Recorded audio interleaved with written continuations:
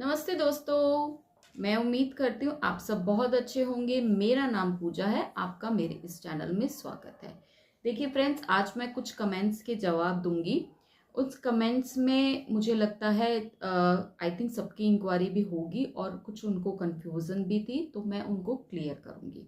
देखिए, कुछ कमेंट्स मुझे आए हैं, उसमें उन्होंने मेरे से पूछा है कि क्या हम बिना जीएसटी के सेल कर सकते हैं। देखिए, जो जो डॉक्यूमेंट्स चाहिए थे उसका वीडियो जो है मैंने पहले ही अपने यूट्यूब चैनल में बनाकर अपलोड कर रखा है।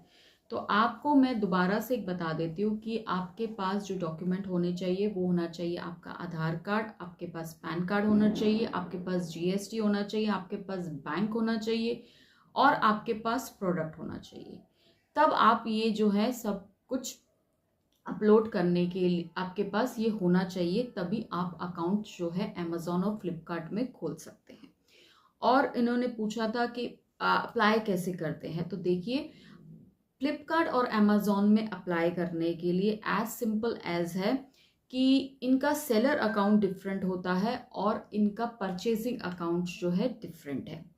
तो जो परचेजिंग अकाउंट है उसी में आपको थ्री डॉट्स में यहाँ पर क्लिक करेंगे तो आपको नीचे मिल जाएगा सेल विद अमेजोन या सेल विद फ्लिपकार्ट। उस पर आप क्लिक करेंगे तो क्लिक करने के बाद वो साइट्स जो है खुलती चली जाएंगी, तो आपको वहां से नॉलेज मिल जाएगी। अगर आपको कोई भी दिक्कत होगी तो सेलर सपोर्ट सिस्टम आपको खुद ही कॉल कर लेता है और आपका अकाउंट जो है सेलर अकाउंट क्रिएट करवा देता है। अगर आपके पास कंप्यूटर नहीं है तो कोई दिक्कत नहीं है, मैं भी अपना सारा काम जो है मोबाइल से ही करती हूँ, क्योंकि मेरे पास भी सिस्टम नहीं है। मेरे पास भी एक नॉर्मल एंड्रॉयड फ़ोन ही है, तो आपको उसमें कोई प्रॉब्लम नहीं होगी। सेलर सपोर्ट सिस्टम ही आपका अकाउंट बना देता है, लेकिन आपको उससे पहले ये डॉक्यूमेंट्स होना बहुत ही ज़्यादा ज़रूरी है। अगर आप ऑनलाइन काम करने जा रहे हैं तो मैंने पहले ही बोला था कि बिना जीएसटी के आपका अकाउंट क्रिएट नहीं होगा, तो आपको जीएसटी बहुत मस्ट है। और जीएसटी बनाने के बाद हर महीने की रिटर्न्स जाती हैं, चाहे आपकी सेल हो या ना हो, आपको गवर्नमेंट को, सीए को पैसा देना पड़ता है। तो प्लीज़ उस वीडियो को बहुत ही ध्यान से देखिएगा। मैंने आपको क्लियर बताया था कि जीएसटी जो है आप मतलब कि कई लोग पैसे ले लेते हैं, अप्लाई नहीं करते हैं, तो जो आपका ट्रस्टेबल सीए हो आपको उसी से ये काम करवाना है। हमारा सीए ट्रस्टेबल है, हम हर महीने की अपनी रिटर्न देते हैं, चाहे वो नील की क्यों ना हो, लेकिन उनकी एक फीस जाती है।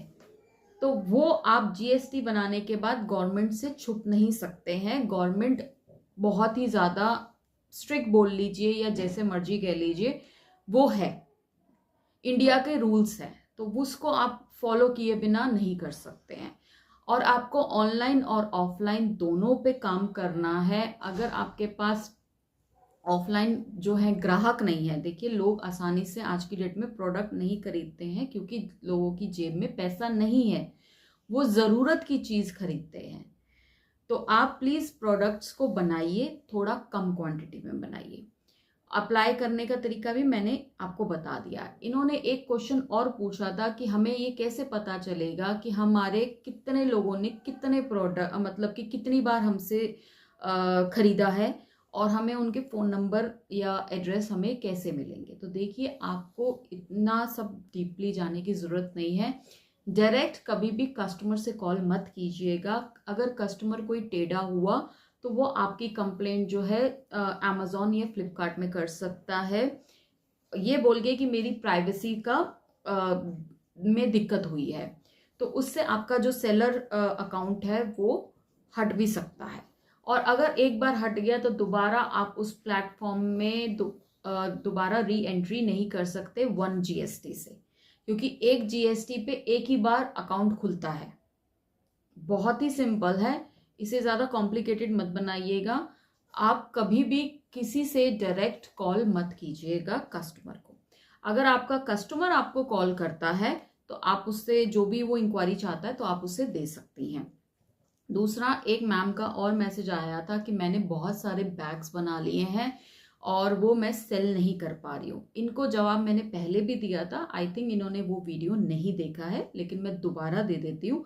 देखिए मैम, आपने जो भी प्रोडक्ट बनाया है, अब आपका वो सेल नहीं हो रहा है, तो इसका मतलब या तो वो बहुत ज़्यादा महंगा है या फिर अभी उसकी डिमांड नहीं है।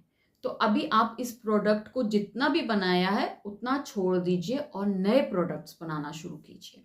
नए प्रोडक्ट्स में मैंने देखिए पाउच बनाना सिखाया है, आप हैम्पर बैग्स बनाना भी बना सकती हैं, उसे भी सेल कर लीजिए, लेकिन इतनी ज़्यादा ह्यूज क्वांटिटीज़ में मत बनाइए। और अगर आपका ये नहीं हो रहा है, जैसे कपड़े में नहीं हो पा रहा है, तो देखिए मैं कैंडल्स का भी बनाना सिखाती हूँ। अभी मैंने एक सेरेमिक की ट्रे भी बनाना सिखाया था, उसमें भी बहुत ही कम लागत है, लेकिन आप लाइन को थोड़ा चेंज भी कीजिए और एक ही लाइन के साथ मत रहिएगा। अगर आप एक लाइन के साथ रहते हैं, क्योंकि अगर आप स्टार्टिंग कर रहे हैं तो आपको मल्टीपल जो है लाइन्स लेनी पड़ेगी। मैं खुद मल्टीपल काम करती हूँ। देखिए मैं ऑनलाइन भी काम करती हूँ, मैं ऑफलाइन भी काम करती हूँ, मेरा क्लाउड किचन भी है और मेरे पास जो लिस्टिंग है, जो मैं प्रोडक्ट्स डालती हूँ, उसमें जो मैं खुद बनाती हूँ वो भी है। अब मैंने मार्केट वाला भी डालना जो है शुरू कर दिया है, उसका वीडियो मैं आपको कल की डेट में दूंगी कि मैं कौन कौन से प्रोडक्ट दिखाती हूँ, सेल करती हूँ। तो मैं इसका कल वीडियो बनाऊंगी, तो आप ये कल वीडियो भी देख सकती हैं। अब आप क्या कीजिए कि अगर आपके बैग सेल नहीं हो रहे हैं ऑफलाइन, तो ऑनलाइन के लिए मैंने आपको सिंपल बता दिया है कि आप जाइएगा, लेकिन आप खुद सोचिएगा। आप मैंने आपका चैनल देखा है तो उसमें आप बनाना सिखा रही हैं, तो आई थिंक वही बैग्स को आप सेल करना चाह रही हैं, तो वो बैग्स जो है सेल नहीं होंगे। आप खुद सोचिए कि आप बचे हुए कपड़े से बना रही हैं।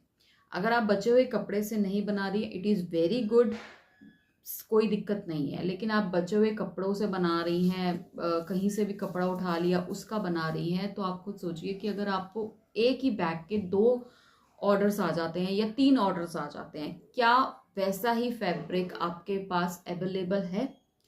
उस डिज़ाइन का बैग आपके पास अवेलेबल है? 2 या 3, 2 या 3 ही बोल रही हूँ अभी तो मैं, हो सकता है ज़्यादा आ जाए, वो आपकी डेस्टिनी है, ठीक है, लेकिन 2 या 3 भी आपके पास उस डिज़ाइन के अवेलेबल हैं, आप अरेंज कर सकती हैं वही फैब्रिक वही डिज़ाइन, तो आप उसे अमेज़ॉन में अपलोड कीजिएगा। अगर आप सेम फैब्रिक आपके पास नहीं है, आप अरेंज नहीं कर सकती, तो प्लीज़ आप सेम फैब्रिक लीजिए। मैंने पहला जो वीडियो बनाया था ना, जिसमें क्या कहते हैं 2000 से उसके के व्यूज़ हो चुके हैं, उसमें मैंने क्लियर बताया था कि आपको कहाँ से फैब्रिक जो है खरीदना चाहिए और क्यों खरीदना चाहिए। तो आप प्लीज़ चैनल में जाके मैम उस वीडियो को ज़रूर देखिए।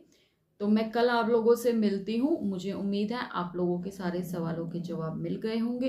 अगर अब भी आपको कोई प्रॉब्लम हुई तो आप प्लीज़ मुझे कमेंट बॉक्स में पूछ सकते हैं, रिप्लाई देने की मैं पूरी कोशिश करूँगी। चलिए मिलते हैं फिर नेक्स्ट वीडियो में। नमस्ते।